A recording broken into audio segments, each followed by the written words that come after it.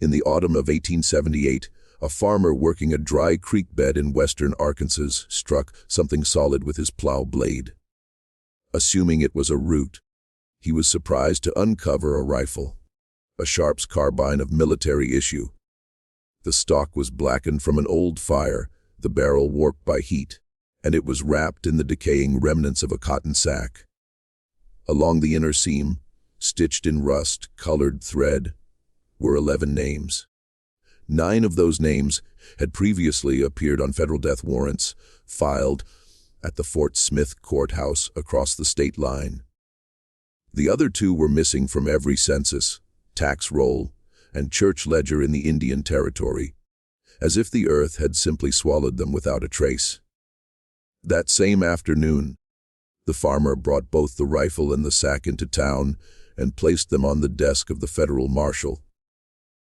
Within 48 hours, the rifle had vanished, the farmer's written statement had disappeared, and the name at the very bottom of the cotton sack, underlined 3 times in that same rust-colored thread, was gone as well. For nearly a century, no serious historian would admit that name belonged to a woman. When the truth finally surfaced in 1962, buried in the private letters of a court clerk opened by a descendant, it contained a detail so disturbing that the Arkansas Historical Society, after 2 closed-door meetings and a formal vote, chose not to publish it. The file remains sealed to this day. Before we continue with the story of the woman the Choctaw Roads came to call Nanee, meaning sparrow, the only bounty hunter on the American frontier, whose very name made outlaws bury their weapons and flee to the Mexican border. Do me a small favor. Subscribe to this channel so you don't miss any of these forgotten stories. And in the comments, tell me what state, country, or city you're listening from right now. I'm always amazed at how far these stories travel, and I read every single comment. To understand what this woman did, and why the records of it are so deliberately fragmented, you first have to understand the country she operated in. The land between the Arkansas River and the Red River in the years following the Civil War was not a state. In any meaningful legal sense, it was not even America. It was the Indian Territory, a vast expanse of unorganized country covering what is now eastern Oklahoma, set aside by treaty for the Cherokee, Choctaw, Chickasaw, Creek, and Seminole nations after the forced removals of the 1830s. Because it was not a state, state law did not apply. Because tribal courts held jurisdiction only over their own citizens, any non-tribal member who was not a federal soldier could commit murder in broad daylight on a creek road at noon and walk away untouched by any sheriff. Every outlaw, deserter, horse thief, counterfeiter, bigamist, arsonist, and fugitive killer east of the Rocky Mountains knew this. They had known it since the war ended. By 1870, the territory had become the largest sanctuary for fugitives on the North American continent. A region of roughly 70,000 square miles with a white criminal population estimated by the Federal Marshal's Office at over 20,000 men. The only law that followed these men was the United States Marshal Service, riding out of the federal court at Fort Smith, Arkansas, under a hanging judge named Isaac Parker, over his 21-year career. Parker would sign the execution warrants of 79 men and preside over more than 13,000 cases. To enforce Parker's warrants across the territory, the marshals relied on a strange class of contracted riders called deputy marshals. About 200 at any given time, and beneath them an even rougher class, freelance bounty hunters who were paid per living body, delivered to the Fort Smith jail and per corpse delivered with verifiable identification matching the warrant. The pay was $2 for an arrest, plus 10 cents a mile, plus a share of whatever reward the fugitive's specific warrant carried. Most bounty hunters in the territory were ex-Confederate cavalrymen down on their luck, Chickasaw freedmen who knew the backcountry, Cherokee veterans of the Union Indian Home Guard, still young enough to ride hard, or former outlaws who had cut deals with Parker's Court to hunt their old partners for money. The average bounty hunter in that period lasted about 4 seasons before being killed or crippled. Almost none survived a full decade, and almost every single one of them was a man. The woman the Choctaw Roads came to call Nanny did not fit a single one of those categories. She had been born into slavery in the Mississippi bottomlands around the year 1840. She escaped in the autumn of 1864, while Sherman's army was cutting through Georgia 600 miles to the east. She crossed the Mississippi River on a stolen flatboat the winter of her freedom, and by the spring of 1869 she was living alone in a one-room cabin on the border between the Choctaw Nation and the state of Arkansas, keeping a Sharps carbine across her knees, a pair of Remington Army revolvers in a flour sack beside her bed, and a leather cord around her neck with 7 small bone beads strung on it. How she got from a cotton field in Yazoo County to that cabin on that border, and what she did once she arrived, is the question this story attempts to answer.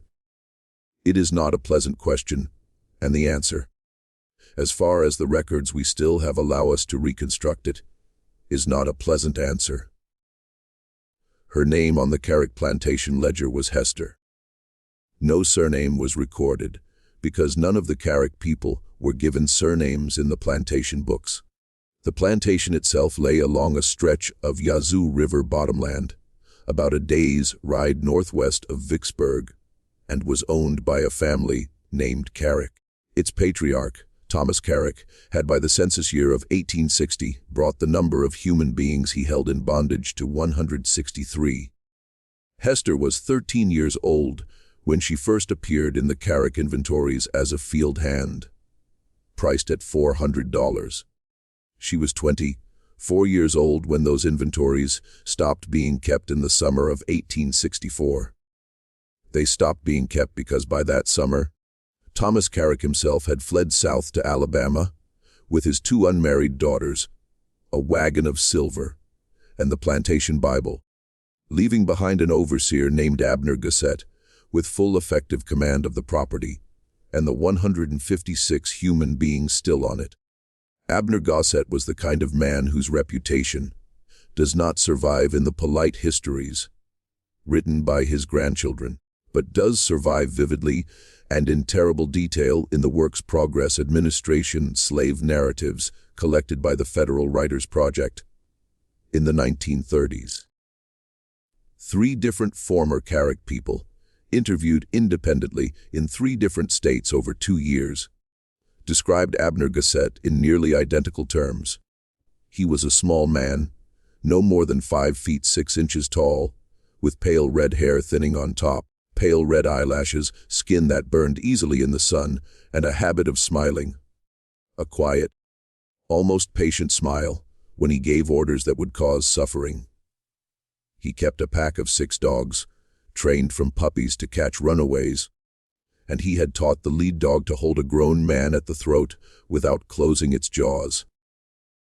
He kept a leather-handled braided whip, which he had named, without any apparent sense of blasphemy, the preacher, and which he used with what one of the interviewed women called a terrible patient steadiness, as if he were reading a sermon out loud 1 verse at a time. He also kept a ledger of his own, separate from the plantation books, in which he recorded the punishments he had administered and the names of the people who had been, in his own particular phrase, corrected. Hester's name appeared in that ledger more than any other. We know this not from the ledger itself, which was burned sometime in 1865, but from the testimony of a woman named Rhoda Green, who had been Hester's half-sister through their shared mother. In the spring of 1937, at the age of 91, Rhoda Green sat on the back porch of her granddaughter's house in Memphis, Tennessee, and talked for 4 hours into the microphone of a WPA interviewer named Lemuel Cross. The interviewer's typed transcript, now held in the Library of Congress, runs to 47 pages. 40. One of those pages are about Abner Gossett. The other 6 are about what Hester did on the night she left. It was the second week of September, 1864. The cotton was in. The war was 16 months from its end, though no one on the Yazoo River knew that yet. That afternoon, Gossett had ordered 3 men flogged publicly in the yard for stealing corn from the corn crib. By nightfall, the 3 men had been locked inside the crib itself, a stone-walled, windowless building with a single heavy door, with no water and no treatment for the wounds on their backs. One of the 3 men was Hester's younger brother, a young man of about 19, whose given name in the plantation ledger is recorded only as Cass. According to Rhoda Green, the moon that night was near full, but heavy cloud cover was moving in from the southwest. Hester waited without speaking, without eating her supper, without lying down on her pallet, until the cloud bank finally crossed the face of the moon a little before 2 in the morning. Then she stood up. She took off her shoes because they made a sound on the boards. She walked barefoot, carrying nothing in her hands, across the plantation yard, through the kitchen garden, and up to the side door of the main house where Abner Gossett slept alone in a ground floor bedroom. His wife had left him 3 years earlier and gone back to her mother's people in Tennessee. She did not speak. She did not scream. According to Rhoda Green, she did not even breathe hard. What she did to Abner Gossett in the next several minutes, and with what instrument, the WPA interviewer Lemuel Cross declined to transcribe in full. The transcript at that exact point contains only a single notation in Cross's handwriting. Subject became distressed. Conversation paused 14 minutes. Then a single resumed sentence in Rhoda Green's own voices. She left him where he could be found, but not where he could be helped. Hester then walked back across the yard to the corn crib, broke the iron hasp of the lock with the long iron bar Gossett himself had used earlier that day to bar the door, carried her brother out on her back because he could no longer walk or stand, and laid him down gently under a pecan tree on the edge of the yard. A woman named Delphia was already waiting there, in the dark with a stoneware jug of sweet water, and a poultice of chewed tobacco leaves, and lard for the wounds on his back. Hester did not stay. She did not even kiss her brother goodbye. She took Gossett's revolver, his boots, and his thoroughbred horse from the stable, and rode north through the cane. By first light, she was in the Yazoo swamp. By the following night, she had reached the Union Army picket line outside Vicksburg, where a young corporal in the 47th Illinois Volunteer Infantry would later write in a letter to his wife that a colored woman on a fine thoroughbred come walking out of the cane at dusk, with a pistol stuck in her belt and the calmest face he had ever seen. The woman, the corporal wrote, had said her name was Hester, that she was 24 years old, that she was not going back, and that she would not say goodbye to her brother, because she was afraid that if she did, she would not be able to leave.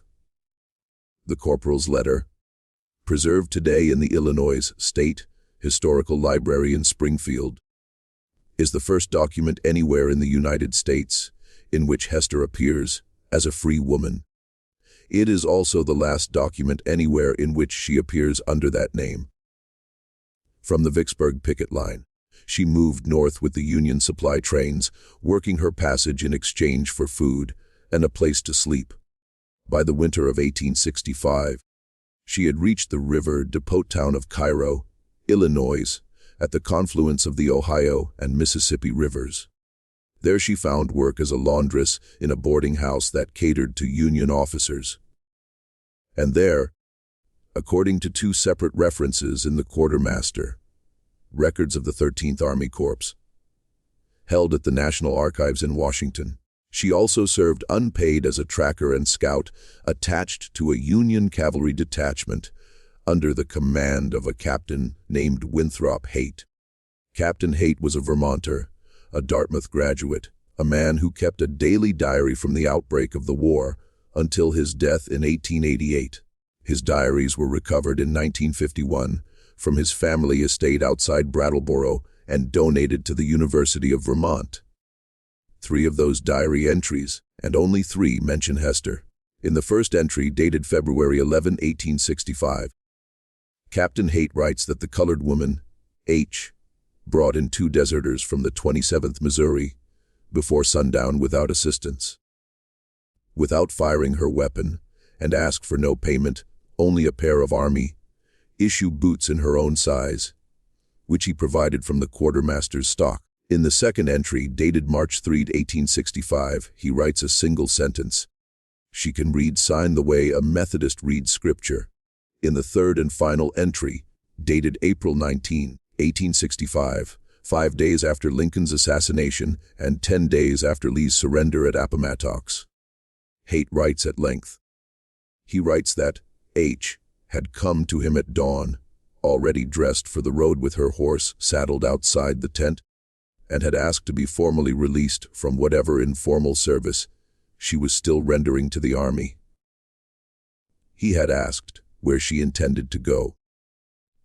She told him, in words he quotes directly, that she was going to find the man Gazette, whom she had left at Carrick the previous September, and who she had only learned the previous week from a freedman passing through Cairo, had not in fact died of his wounds.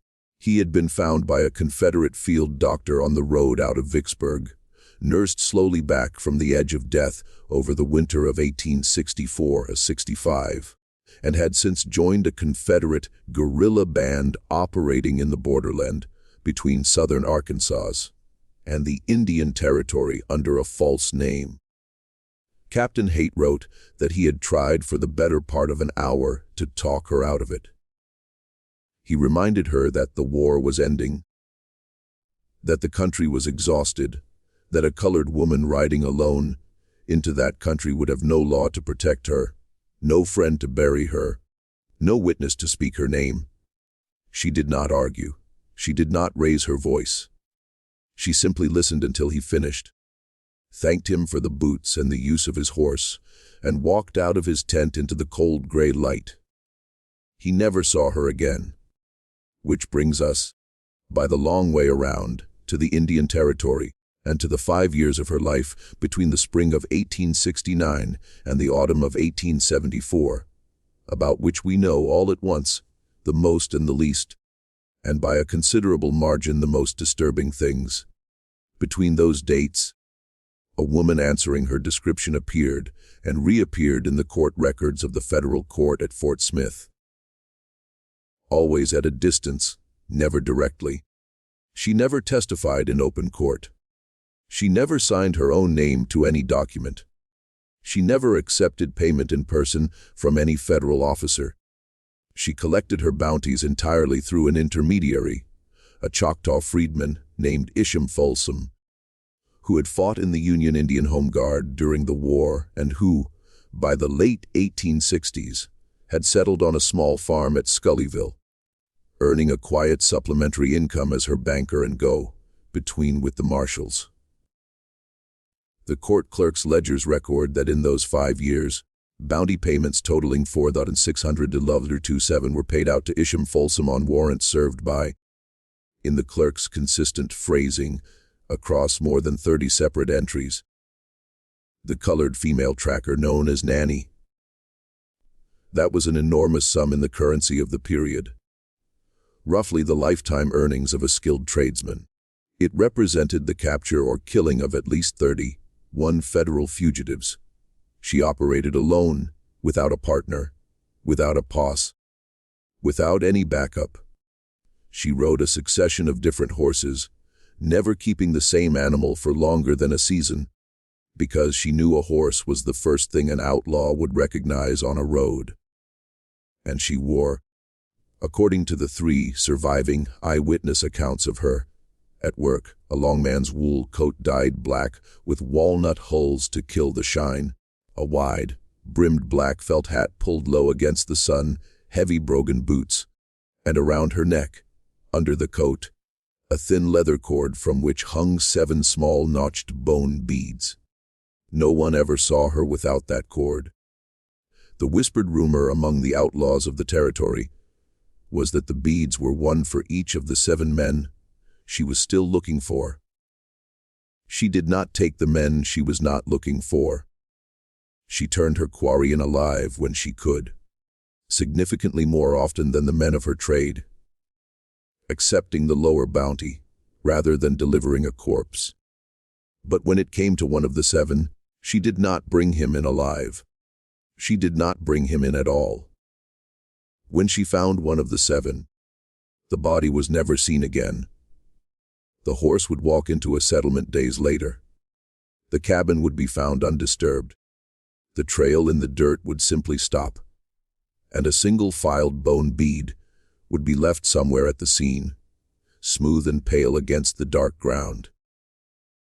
The first of the 7 to be crossed off her list was a Missouri guerrilla named Jubal Creech, a man who had ridden with Quantrill's raiders during the war, who had been at the Lawrence Massacre of 1863, according to 2 sworn depositions, and who had afterward joined the same Arkansas Indian Territory brush band as Abner Gossett in the summer of 1865. Creech was found, or rather, Creech was not found, in the spring of 1870, on the Pine Mountain Trail north of the Kiamichi River. His horse came walking into a Choctaw settlement 3 days later, with his saddlebag still tied on, his rifle still in the scabbard, a full canteen at the pommel, and a single-filed bone bead wedged carefully into the stitching of the saddle, where it would be found by anyone who unsaddled the animal. The Choctaw light horseman who examined the horse said the bead was a message, though they would not say to whom, from whom, or what it meant. The second of the 7 was a Cherokee freedman turned horse thief named Wiley Spann, who had joined Gossett's band in 1866 after the hanging of his own father for the theft of a judge's mule, and who had developed a particular reputation for violence against women. Spann disappeared in the winter of 1871 from a remote log cabin on the north branch of Black Fork Creek between one evening and the following morning. His cabin, when the deputy marshals reached it 4 days later, was undisturbed in every respect. His coffee pot was still on the cold stove. His boots were still standing side by the door. His pipe was still lying on the table next to a dog-eared copy of the Tahlequah newspaper, and on the table, placed in the exact geometric center of a square of clean white paper, was a single-filed bone bead. Beneath the bead, written in a careful schoolroom hand that several readers have described as unusually beautiful, were the names of 3 women and 2 children. It was later determined by a missionary school teacher in Tahlequah who recognized the names that they corresponded exactly to 5 Carrick plantation people. 3 adult women and 2 young children, who had been sold away from the plantation in 1861, separated from their families and never heard from again, with Wiley Spann himself listed in the surviving bill of sale as the buyer's agent who had arranged their transport south. The 3rd, 4th, and 5th of the 7 fell in quick succession across the summer and autumn of 1872, in circumstances that, for reasons of length, I will not detail here fully, except to note that in each case a filed bone bead was left at the scene where the body should have been, that each man had been named in his own prior confession to some priest, friend, or drinking companion as having been present at the Carrick plantation during a specific and documented act of cruelty committed against Hester's mother, whose name in the Carrick inventory of 1854 was recorded as Temp, and that in each case, the trail followed by the deputy marshals simply ended at a riverbank, sinkhole, or cotton field, as if the man had walked into the ground and the ground had politely closed over him. By the early spring of 1873, the two names remaining on Hester's bone cord were Abner Gossett himself and a man about whom I must warn you now. The surviving records are so fragmentary, so deliberately redacted, so carefully and institutionally broken that we cannot even be entirely certain of his real name. The court clerk, whose private letters to his wife first surfaced in the spring of 1962, when his grandson opened a locked trunk in an attic in Van Buren, refers to the seventh man in a letter written in the early summer of 1873 as simply, "the man we do not speak of." He notes in that same letter, in a tone of considerable unease, that the marshal's office in Fort Smith had received that June a direct instruction from Washington, delivered in person by a senior official in Department of the Interior who had traveled down specifically for this purpose, not to issue a warrant under any name for any fugitive associated with a certain federal property in Indian Territory. He does not name the property. He does not name the fugitive.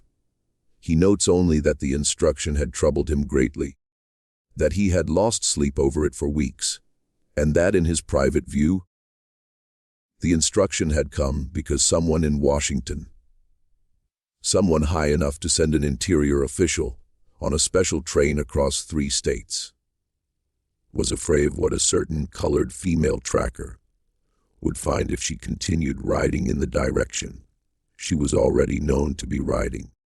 The court clerk's name was Thaddeus Boole. He had been born in Vermont, educated at a small Presbyterian college in Ohio, and had come to Fort Smith as a young man after the war. His letters to his wife, who had remained behind in Ohio during the first 3 years of his appointment because of her ill health, are the single most important primary source on the last phase of Hester's life. They are also the source that the Arkansas Historical Society, meeting on 2 separate occasions in the autumn of 1962, voted by majority not to publish. If you're finding this story as unsettling as I am, take a moment right now to hit the like button below. It genuinely helps these forgotten American stories reach people who would never otherwise hear them. And it tells me, specifically, to keep digging into the archives for more of them. And if you already have a theory about who the seventh man was, or what the instruction from Washington was protecting, drop it in the comments. I read every single one. Now, let me tell you what happened next, because this is the part of the story where it stops being a hunt and starts being something considerably darker, and where the records themselves begin to behave strangely, going missing, coming back, being replaced with other records that do not say the same thing. In the high summer of 1873, Hester went silent for 4 months. There are no payments to Isham Folsom in the Fort Smith ledger from the first week of June through the last week of September. There are no recorded sightings on the Choctaw roads.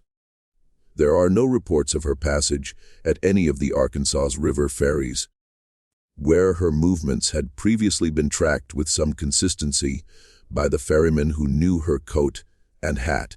There are no whispered rumors at the trading posts in McAlester, Atoka, or Eufaula. She simply, for 4 consecutive months in the middle of her most active year, disappeared. The silence ended on October 14, 1873, when a Creek Nation Lythorse officer named Pleasant Porter, then 23 years old and later, in 1899, the principal chief of the Creek Nation, rode into Fort Smith with a sealed dispatch for the federal marshal. The dispatch reported that a white man answering the description of Abner Gossett, former overseer of the Carrick Plantation in Mississippi, had been found 3 days earlier in an abandoned lime shack on the North Fork of the Canadian River, about 40 miles west of Eufaula. He had been found alive. He had been bound to a wooden chair with leather straps cut from a saddle, a square of paper was pinned to the front of his shirt by a sewing needle, on which was written in the same careful schoolroom hand only 3 words. Porter's Dispatch, preserved in the Fort Smith Federal Archives, preserves those 3 words exactly as written. Not him alone. Beneath the 3 words was drawn a small, neat sketch of a bone bid, and the bone bead in the sketch had not been filed smooth.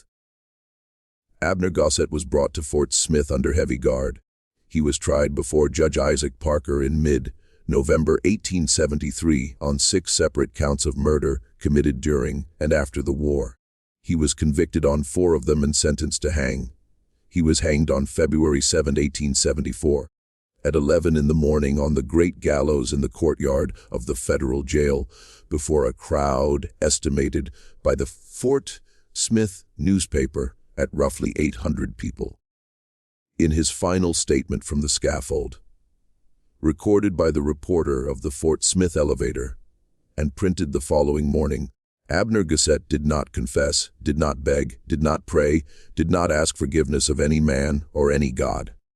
He said, and the reporter's shorthand notes preserve this exactly. She should have killed me herself, and she will never forgive herself that she did not. And the man she is still looking for is a worse man than I ever was. And you will never hang him. And you will never even write his name down, because the people who own him own you. 2. Those were the last words of Abner Gossett in this world. The hangman released the trapdoor. The crowd went home. The reporter filed his copy. And Hester, wherever she was that morning, began the final hunt of her life. The hunt that would consume the last 15 months of her work, take her across 3 states, and bring her, at the end of it, to something she had not expected to find, and that we ourselves, reading the records 150 years later, are forced to confront as the thing the Arkansas Historical Society could not bring itself to publish. The 7th name on Hester's cord, as it turns out, was not a name at all. It was a title. And the title, in the surviving margin notes of Thaddeus Buell to his own personal copies of the court ledger, was Indian Agent.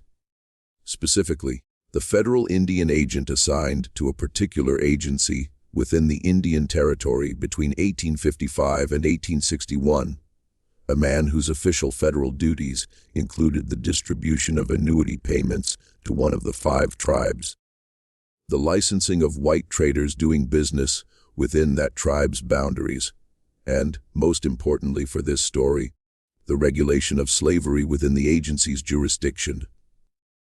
This last duty existed because at that date the 5 tribes were themselves, in the eyes of federal law, sovereign slave-holding nations. The agent's role therefore included, among his other responsibilities, the official return of runaway slaves who had crossed into the territory from the United States to their legal owners in the states east of the Arkansas River. The agency in question was a real place with real buildings, real employees, real account books. It still exists today as an archaeological site on federal land, though the original buildings are long gone and only the foundations and a single restored outbuilding remain. The agent in question was also a real man. His name is known to researchers. It appears in the Department of the Interior appointment rolls for 1855 and in the termination rolls for 1861, when he resigned his position for reasons described at the time as personal. I have chosen, after consulting with a living descendant of one of the families involved, not to put his full name into this video, because there are still people alive today who bear his name and his blood, and who have had no part whatsoever in the things I am about to describe. What matters for the story is not his name. What matters is what he had done, according to the reconstruction assembled in the autumn of 1962 by an amateur historian named Silas Fry, retired schoolteacher from Fort Smith who had spent the better part of 3 years reading letters and cross, referencing them against federal records and plantation purchase ledgers. The agent had, between 1855 and 1861, run a private business on the side of his federal position. He had used his official powers to identify runaway slaves from the southern states who had reached the Indian Territory.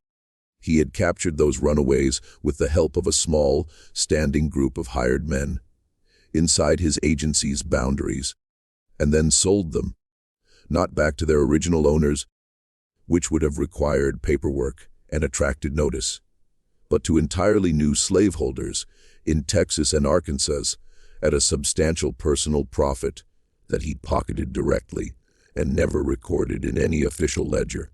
The business was illegal under both federal and tribal law. It was also, because of the geography and the almost complete absence of federal oversight of agency activity, effectively invisible to anyone outside the 4 or 5 men personally involved. Silas Fry, working slowly through 13 boxes of agency records transferred to the Federal Archive in 1861, and never examined by any historian in the intervening century, identified by name at least 34 separate individuals who had been taken through the agent's private pipeline in those 6 years. 29 of the 34 names were fully recoverable. One of the 29 names on a bill of sale dated November 17, 1854, was Temp. That was the same Temp who appeared in the Carrick Plantation inventory of January Fun, 1855 as a recent purchase from an Indian agency in the Creek Nation for $450, listed by her age, approximate height, and the birthmark on her left shoulder. That was the same Temp who had given birth 9 months later to a girl named Hester. That was the same Temp who had died at Carrick in the late spring of 1858 under circumstances the plantation recorded officially as fever, but that the WP narratives collected 79 years later from 3 separate witnesses describe in terms no serious historian has ever treated as fever. Hester had not known this. The records we have, fragmentary as they are, suggest strongly that Hester had believed throughout her entire life, from her earliest childhood memory on the plantation until the late summer of 1873, when she was already 33 years old, that her mother had been born at Carrick, had lived her whole life at Carrick, had died at Carrick, and had never seen any other piece of ground in the world. What Hester learned in the late summer of 1873, and what caused her to go silent for those 4 unaccounted months, was that her mother had once, for a very brief period, been free. Her mother had been born into slavery on a cotton plantation in Macon County, Alabama, in 1834. She had escaped at the age of 19 in the early spring of 1853, walking west for 41 nights across Mississippi, Louisiana, and the eastern edge of Texas. She had made it to the Creek Nation in the late summer of that same year. She had been alive, free, and safe in the Indian Territory for 10 full months.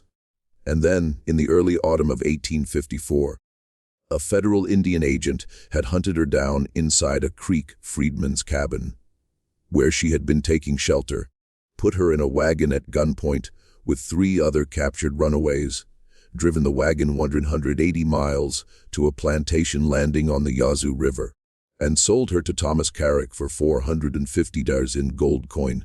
9 months later, she gave birth to a daughter she named Hester, which in some old traditions is a name given to children who are hoped for, waited for, and carried a long way before they arrive.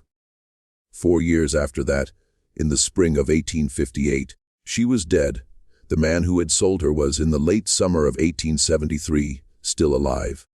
He was living comfortably on a federal pension, under his own name, in a small town in eastern Arkansas, under the explicit protection of the instruction from Washington that Thaddeus Buell had noted with such unease in his letter to his wife.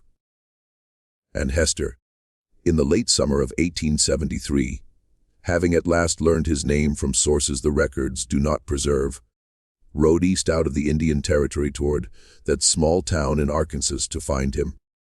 She found him in December, We know this because Dr. Josiah Alden, a physician in Fort Smith whose professional casebook survives in the special collections of the University of Arkansas's library, recorded on December 17, 1874, that he had been summoned at 2 in the afternoon to a boarding house on the Van Buren Road about 6 miles from town to attend a white man suffering from a gunshot wound of the lower abdomen, inflicted at very close range with a large caliber weapon, consistent with a Remington Army revolver fired at a distance of less than 6 feet.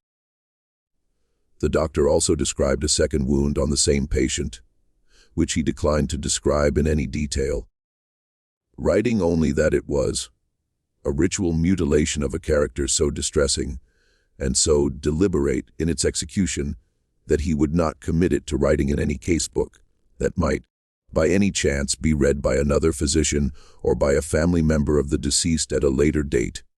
The man died on December 19, 1874, at approximately 4 in the morning, after 2 days of what the doctor recorded as the most protracted and horrible suffering he had ever witnessed in 28 years of frontier practice.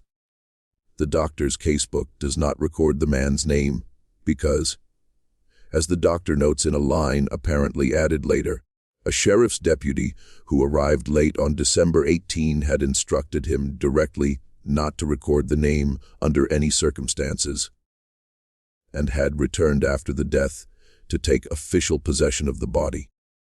The boarding house register for that week, recovered in the 1940s from the attic of a building being demolished, contained no entry for the room the doctor had described. The page had been torn out clean along the binding.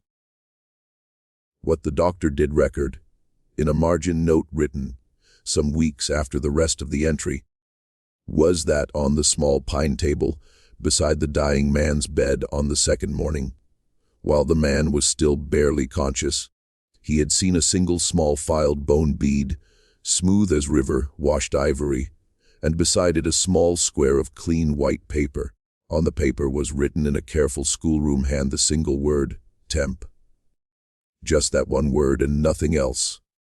And the doctor, Josiah Alden, had known without being told that he was looking at the end of something that had started a long time before he arrived at that boarding house, and that had traveled a great distance, and that had, on that cold December morning, in a rented room in eastern Arkansas, at last come home. He did not know the beginning. We do. Hester was not arrested. No warrant was ever sworn by any sheriff, marshal, or federal officer for the death of the man on the Van Buren Road, because the man, officially, had not died. Officially, he had not been there. Officially, according to the Washington instruction, he had not existed in the Indian Territory or the state of Arkansas in any capacity since his resignation in 1861. The instruction had done its work. His pension continued to be paid out for another 16 years to a post office box in another state, apparently collected by someone. But Hester did not go back to the Indian Territory. She did not return to Isham Folsom on his small farm at Scullyville. She did not collect another bounty from the Fort Smith court. She did not, as far as any surviving record indicates, ever fire any weapon at any person for the remainder of her life. What she did do, according to the last document that mentions her by any name, was buy a piece of land. The land was 80 acres of cut, over timber country in a shallow valley in the hill country of western Arkansas, about 30 miles northwest of Fort Smith and 12 miles from the nearest town. The deed was recorded in the county deed book on March 11, 1875. Under the name Hester Alden, the surname apparently borrowed with permission from the doctor who had treated her mother's killer, and who seems, from a single surviving letter in the Alden family papers, to have become in the last weeks of 1874 and the first weeks of 1875 her unlikely friend. She paid $160 cash for the 80 acres. She built, with her own hands and occasional help from 2 black carpenters from the nearest town, a small 2-room frame house on the land with a stone chimney and a good well. She planted an orchard of Arkansas's black apple trees. She kept bees, 9 hives by 1878, and sold honey in jars at the Saturday market. The 1880 federal census records her as a widow, black, approximately 40 years old, occupation farmer, living alone, unable to read or write. Which was not true, but was what she told the census taker. After the 1880 census, the trail goes cold. There is no death record for Hester Alden in the county register. There is no grave marker in any cemetery bearing that name. There is no will on file. The 80 acres, the frame house, and the apple orchard passed at some point before 1900 into the hands of a small black Methodist church in the county, which held the land in trust as a burial ground for black Civil War veterans and their families. The church still stands on the property today as a small congregation of about 60 members, with the original orchard still bearing fruit each autumn. Whether Hester was buried in that orchard herself, under some other name or under no name at all, or whether she simply walked one morning out of the frame house and into the woods and kept walking, we do not know. We may never know. The cotton sack and rifle. The Sharps carbine the farmer plowed up in the Dry Creek bed in the fall of 1878 has been identified conclusively by 3 separate American firearms historians working independently over 4 decades as the specific weapon issued from the Union Cavalry. Quartermaster's stock at Cairo, Illinois, in the winter of 1865 to a Union cavalry scout attached to the detachment of Captain Winthrop Haight. The serial number matches the quartermaster's ledger. The 11 names stitched into the inner seam of the cotton sack have been matched to known fugitives of the Indian Territory between 1869 and 1874. In 9 of the 11 cases, the name corresponds exactly to a man known to have been killed or captured by the tracker nanny. In the 10th case, the name corresponds to the man on the Van Buren Road. In the 11th case, the name corresponds to no fugitive, soldier, agent, or person of any description who has ever been successfully identified in the 148 years since the rifle was plowed up. The stitching around the 11th name is noticeably different from the stitching around the other 10. It is tighter, more recent, done in a slightly different shade of thread. Some researchers have argued that the 11th name was added to the sack after March 1875, perhaps years after, and represents a person Hester was still looking for at the very end of her life.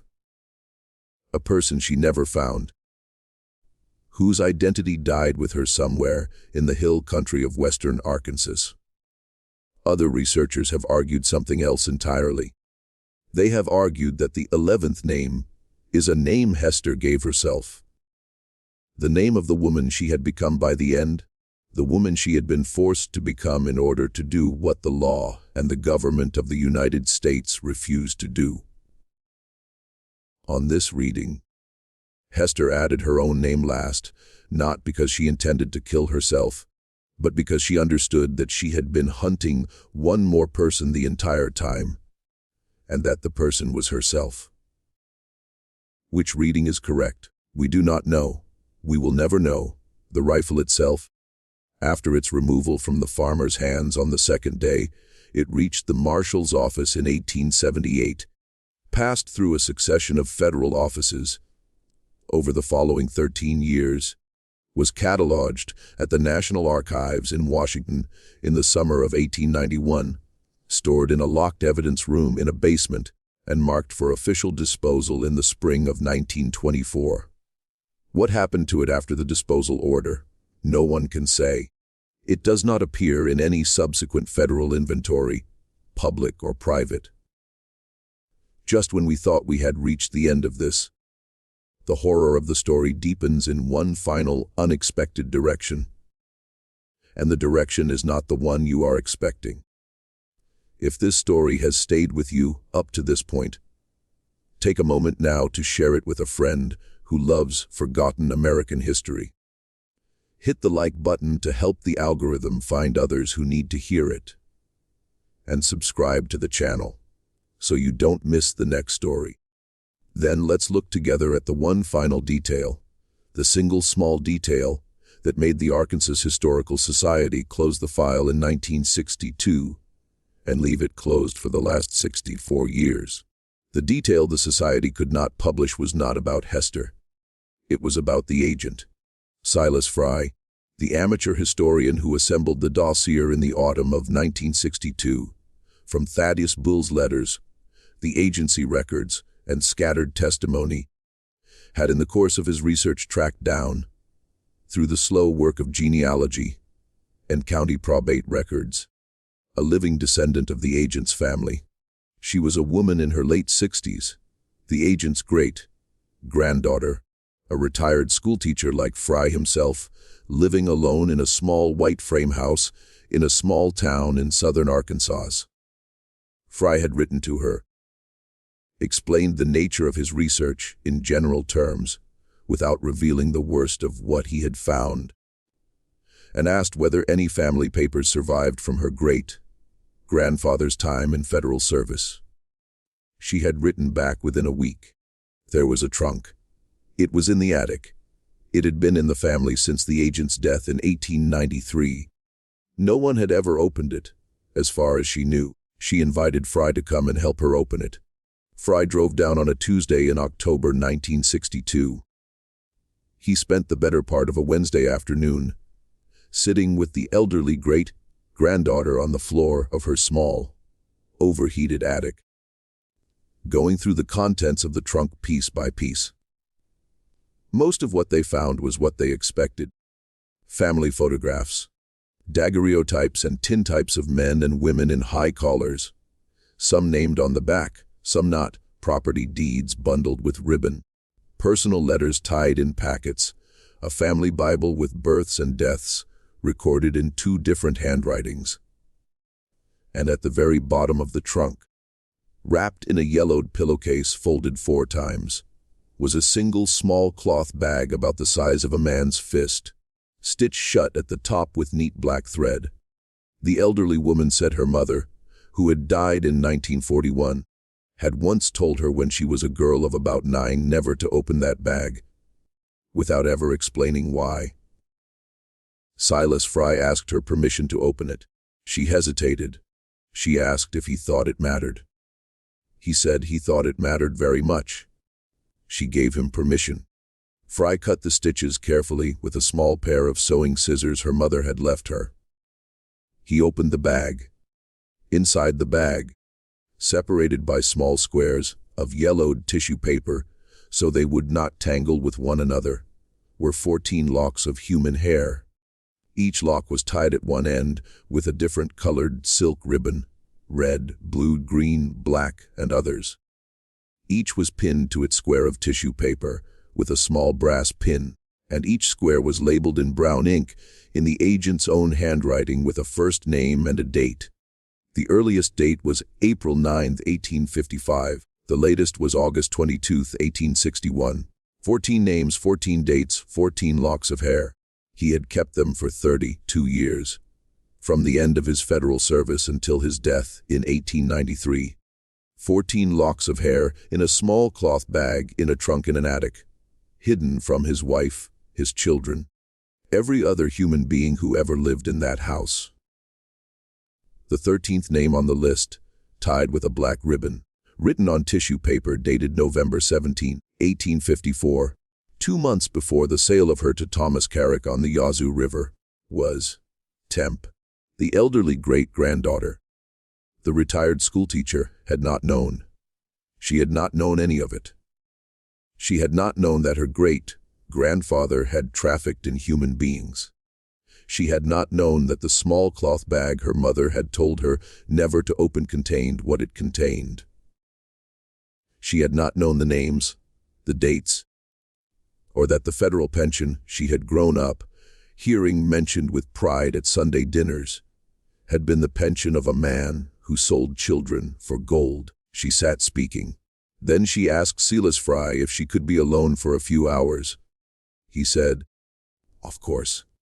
He went downstairs and sat on her front porch in the October sun.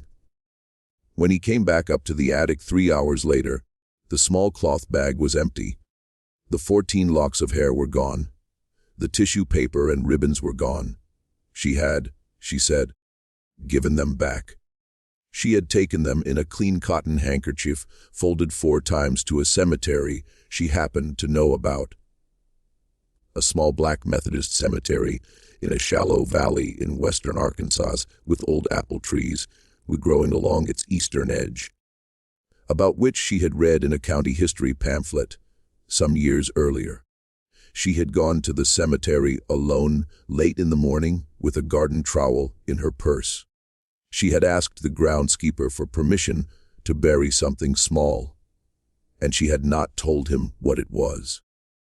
In the corner of the cemetery nearest the apple trees, she had buried the 14 locks of hair under 14 small, flat stones she had gathered from the creek bed on her way in, and she had asked to be forgiven, she said, in the name of a great-grandfather she had never met and a woman whose name she had only learned that same afternoon. Silas Fry wrote all of this down that same night in his small hotel room, in the longhand he used for his research notes. It is in the papers he left behind when he died in 1978. The papers the Arkansas Historical Society voted twice in 2 separate closed meetings not to publish. The minutes of the second meeting record in careful language that they did not feel it was their place to decide whether Hester had forgiven the agent or not. They did not feel they had the moral authority as an institution to assert that the matter was closed or open or had any conclusion at all beyond the one in a private moment in a cemetery she barely knew had attempted to grant on behalf of another woman she had never met. So they closed the file, and the file remains closed. That is where the story sits today, in a locked cabinet in Little Rock, in the sealed dossier of an amateur historian who died in a nursing home in 1978, in the margin notes of a federal court clerk who wrote to his wife in Ohio about a woman he never personally met, but whose passage through his ledgers changed the shape of his moral universe. In the memories of a congregation of 60 people who meet in a small church in a valley in western Arkansas, where apple trees still bear fruit every autumn. We do not know, and probably never will know, whether Hester herself ever knew about the locks of hair, whether she knew at the end of her life, in the frame house in the valley of the apple trees, that her mother had been kept by her killer in the form of a ribboned relic for 20 years after her death, whether on some cold night in the winter of 1890 or 1891 or 1892. Hester sat on the porch of that small frame house and understood at last that the thing she had been hunting for 25 years had not been men, had not been a list of names stitched in rust-colored thread, had been a single unbearable fact about the country she was born into and the centuries she was made to live through, and that her hunt had ended not because the names were crossed off, but because the hunter had finally understood what it was she had been hunting. We do not know. We cannot know. We can only guess, and the guess, when we allow ourselves to make it, carries the weight of every person whose name never made it into a ledger, whose hair was never kept, whose child never learned her mother had once, for 10 short months in a Creek freedman's cabin in the autumn of 1853, been free. This story shows us something about the country we live in that our official histories do not like to tell us plainly. It shows us that justice, when denied by the law and the government, is sometimes taken up in secret by the very people the law and the government have chosen to abandon. And when taken up in that way, it cannot be called justice in any clean sense, but it cannot be called anything else either. It shows us that the line between the hunter and the hunted is not always a moral one, and that sometimes the only people who can cross that line with any clarity are the people who have already been across it once before in the other direction. It shows us that a woman written down in a plantation inventory in 1860 as 400 of property could within a single decade make the most feared white outlaws on the American frontier bury their weapons and run for the Mexican border at the sound of a name. And it shows us, perhaps above all, that when we are told the records have been lost, or the story cannot be confirmed, or the file has been closed for reasons of historical delicacy, we should always ask who had the power to decide what was recorded and what was lost, and who has benefited in the years since from the forgetting. What do you think of this story? Do you believe Hester was a murderer, a soldier, a judge, a prophet, or something for which our language does not yet have a clean word?